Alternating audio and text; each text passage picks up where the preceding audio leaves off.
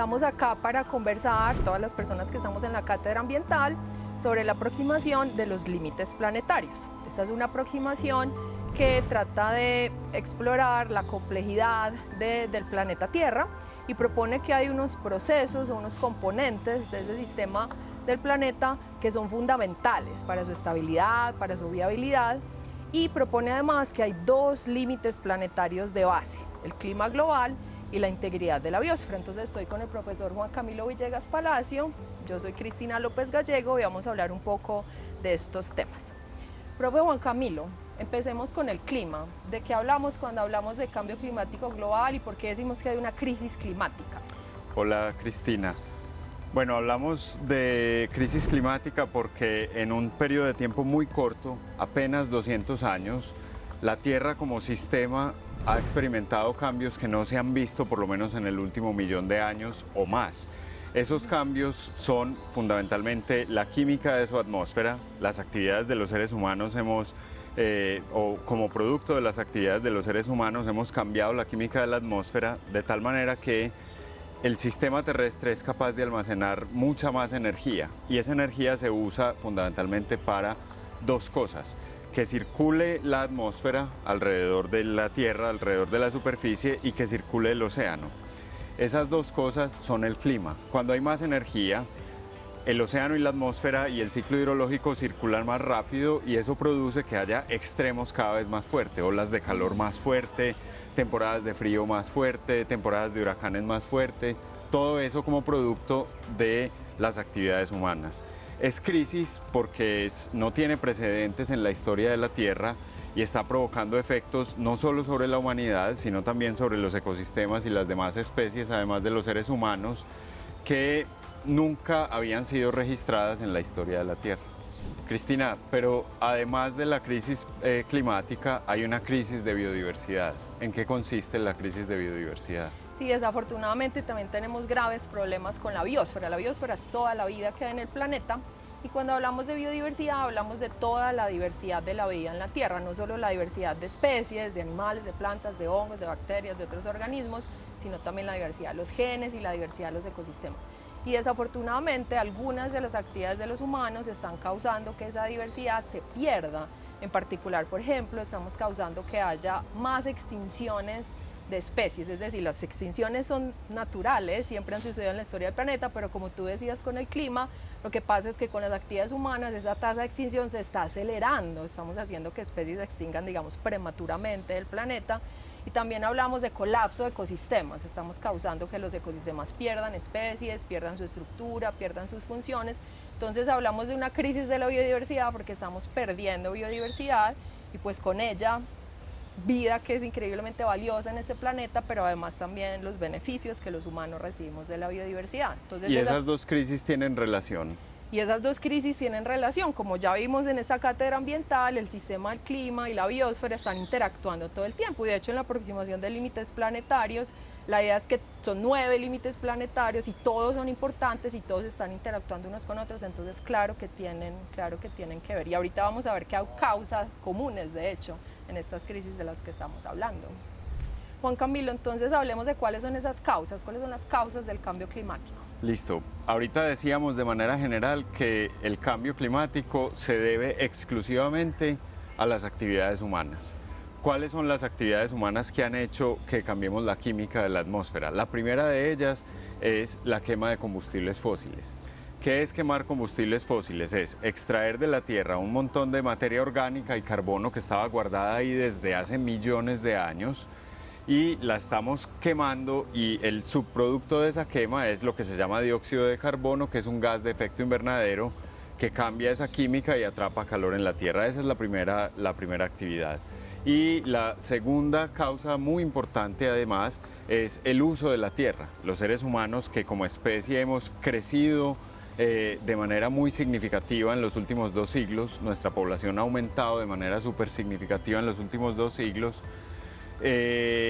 demandamos muchos recursos para nuestro bienestar y para eso hemos decidido transformar ecosistemas naturales en otro tipo de actividades, en terrenos agrícolas, en terrenos para ganadería y eso ha producido que se cambie también el balance de radiación sobre la superficie de la Tierra. Debajo de esas actividades, entonces está, como decíamos, el aumento de la población, el aumento en el consumo, el modelo cultural que hemos decidido tener los humanos desde hace un par de siglos ha llevado a que cada vez tengamos más afán de consumir y acumular materiales. Y esa acumulación de materiales demanda energía, que es lo que causa el cambio en el clima. El crecimiento en la economía y en la acumulación de capital y riquezas en los países también es una causa subyacente. Entonces, para sintetizar, el tamaño de la población humana y la manera como hemos decidido desarrollarnos en los últimos 2 siglos son las causas de base de los cambios en el clima a partir de la emisión de gases de efecto invernadero y la transformación de la biosfera. Cristina, ¿y cuáles son las causas de la pérdida de biodiversidad? Bien, es muy interesante porque son pues básicamente las mismas que tú acabas de mencionar, pero en el caso de la integridad de la biosfera.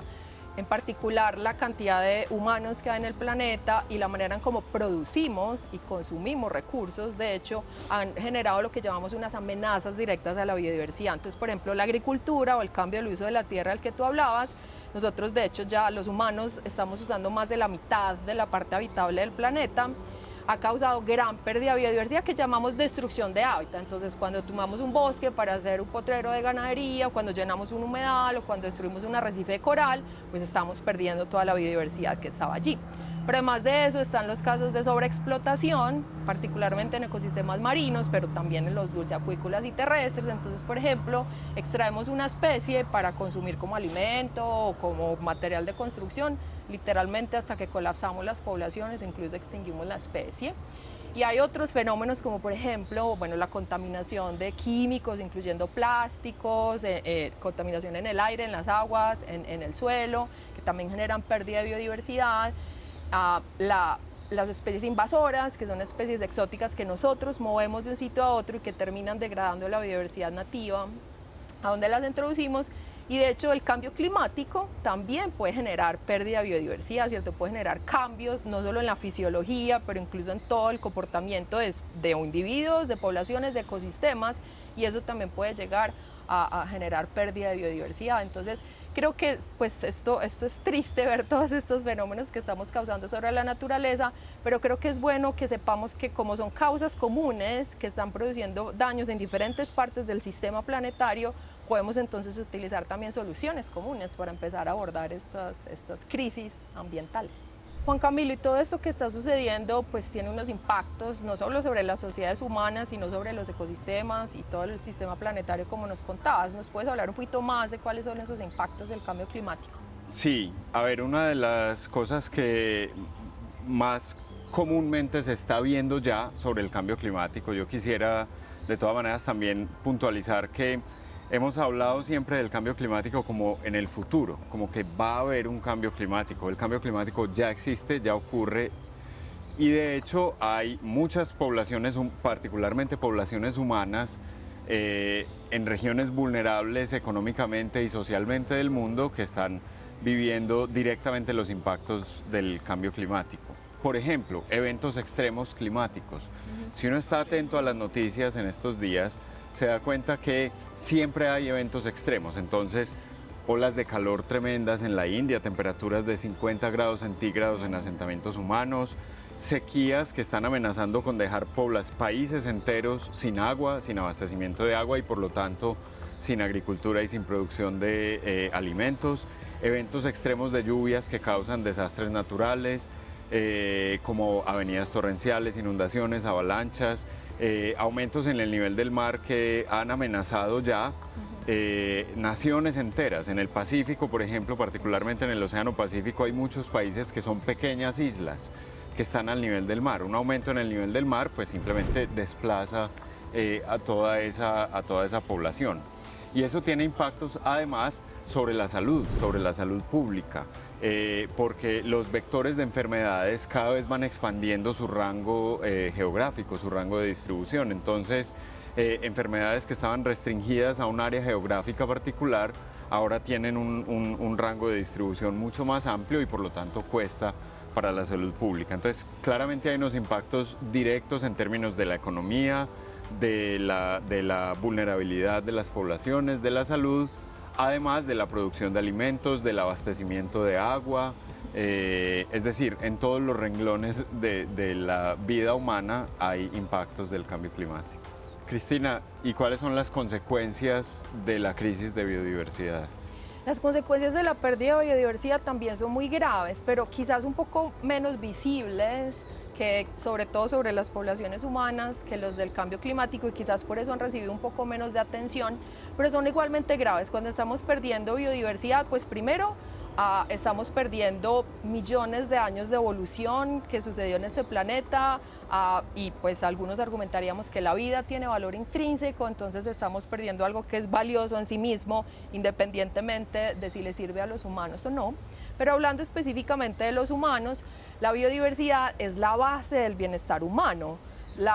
Muchas de las medicinas, muchos de nuestros alimentos, materiales de construcción y otros bienes vienen directamente de la biodiversidad, pero además también hablamos de servicios ecosistémicos de regulación, otro tipo, o beneficios que recibimos de la naturaleza en términos de la regulación del clima, la regulación del ciclo hídrico, la prevención de la erosión del suelo y muchas otras funciones o muchos otros servicios, beneficios que la biodiversidad provee a los seres humanos. Entonces, cuando estamos perdiendo biodiversidad, estamos perdiendo servicios que son la base del bienestar de todas las sociedades humanas. Entonces, también son efectos muy, muy graves para las sociedades humanas y para el planeta en general. Muchísimas gracias por esta conversación, Juan Camilo.